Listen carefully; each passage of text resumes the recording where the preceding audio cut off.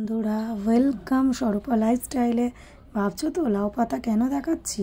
তো আজকের আমি লাউ পাতা ভাতে রেসিপি করে দেখাবো। লাউ পাতা বাটা, লাউ পাতা হচ্ছে তোমার ভাপা, এইগুলো তো আমরা করে খেয়ে দেখেছি। তো চলো আজকে একটু ভাতে দিয়ে মেখে খেয়ে দেখি তো কেমন লাগে। তো দেখো আমি কিন্তু ভাতটা প্রায় 80% মতন হয়ে গিয়েছিল, তখনই কিন্তু লাউ পাতাটা আমি দিয়েছি। আর লাউ পাতাগুলো একদম ভেতরে দেওয়ার কোনো দরকার নেই, কেননা ভাতের সাথে মিশিয়ে যাবে।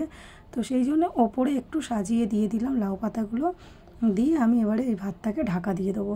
দেখতেই পাচ্ছ কাঁচা লঙ্কা দিয়েছি, তার মধ্যে কিন্তু আমি শুকনো লঙ্কা দিয়েছি। আজকে কোনো কিছু ভাজাভুজির দরকার নেই, শুধুমাত্র দেখো ভাতটা কিন্তু একদম হয়ে গেছে, শুধুমাত্র সিদ্ধ দিয়ে আজকে কিন্তু লাউ পাতাটা মেখে তোমাদেরকে দেখাবো। জাস্ট খেতে গরম ভাতের সাথে খেতে জাস্ট ওয়াও, খুব সুন্দর হয়েছিল। তো তোমরাও কিন্তু বাড়িতে এরকমভাবে ট্রাই করো। দেখো পাতাগুলো সেদ্ধ হয়ে গেছে, সেটাই তোমাদেরকে একটু দেখিয়ে দিলাম। তো তোমরা এরকমভাবে ট্রাই করো, দারুণ লাগবে। আমরা তো লাউ পাতা বাটা খেয়েছি, তো একটু নয় মাখা খেয়েই দেখলাম। তো দেখো আমি কিন্তু এবারে ভাতের ওপর থেকে খুব সুন্দরভাবে আলতো হাতে তুলে নেব। তো ভাতের সাথে তো লাউ পাতা সেদ্ধ করছি, তো পাতার মধ্যে একটু ভাত লেগে থাকলে কোনো ব্যাপার না, আরও বরঞ্চ টেস্টি হয়েছিল।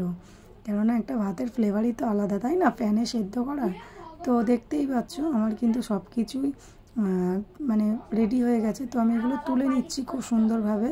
তো তুলে নেওয়ার পরে আমি এটাকে তোমাদেরকে মেখে দেখাবো যে কতটা সুন্দর হয়েছে। তো দেখো আমি কিন্তু সব কিছুই নিয়ে নিয়েছি।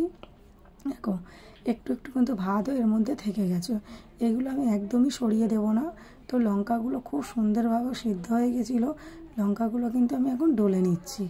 তো দেখো শুকনো লঙ্কা কাঁচা লঙ্কার ফ্লেভারটাই আলাদা, জাস্ট ওয়াও, খুব সুন্দর লাগছিল কিন্তু গাইস। আর গরম ভাতের সাথে খেতে জাস্ট ওয়াও, আমাদের তো সবাই খুব ভালোভাবে খেয়েছে। তো তোমরাও বাড়িতে ট্রাই করো, খুব ভালো লাগবে।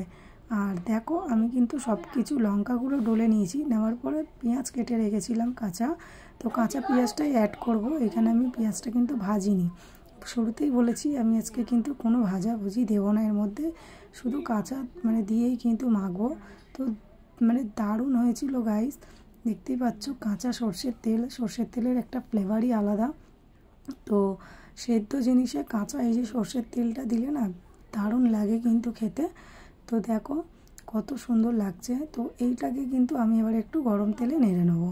সব কিছু দিয়ে দেওয়ার পরে এই যে অল্প একটু তেল দিয়ে দিয়েছি, দিয়ে আমি মাখাটাকে দিয়ে দেবো জাস্ট, কেননা পাতায় তো একটু জল থাকে, তো জলটাকে একটু শুকনো করে নেওয়ার জন্য আমি দিয়ে দেবো, আর বেশি কিছু না। অনেকক্ষণ ধরেও নাড়বো না, একটু কম করে নেড়েই আমি নামিয়ে নেবো।